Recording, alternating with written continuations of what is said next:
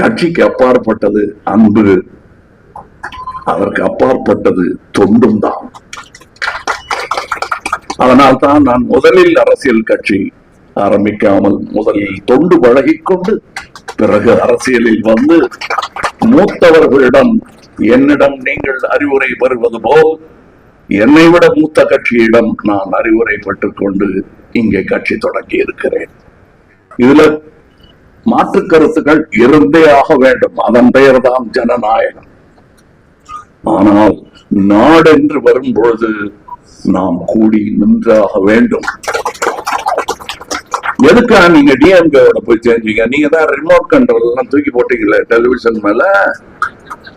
ஏன் நீங்க மறுபடியும் அங்க போனீங்கன்னா ரிமோட் தூக்கி போட்டேன், அதான் சொன்னேன், விமர்சிக்கும் உரிமை ஜனநாயகத்துக்கு உண்டு, அது தூக்கி போட்டேன். ஆனா ரிமோட்டை வேற ஆள் தூக்கிட்டு ஓட்டிட்டா.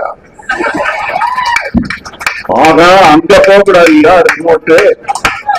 ரிமோட் ஸ்டேட்டோட இருக்கணும், கல்வியே அப்படித்தான் இருக்கணும். நாங்க நினைக்கிறோம் ரிமோட்டை கொடுப்போமா, நாங்க எடுத்துட்டு வா திருப்பி, பரவாயில்ல ஒழிச்சாவது வைப்போம், ஒருத்தர் மேல ஒருத்தர் அடிச்சுக்க வேணாம், இனிமே எவனோ வந்து தூக்கிட்டு போயிட்டான்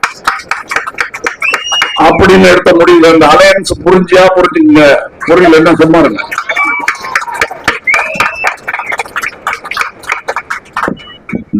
ஜனநாயகம் அப்படின்னு வந்துருச்சுன்னா இந்த தொல்லைகள்லாம் இருந்தே தீரும், புரிந்து கொள்க.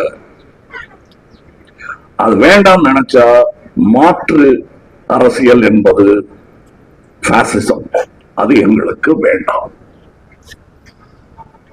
இந்த அரசியல் செய்தி போதுமானது.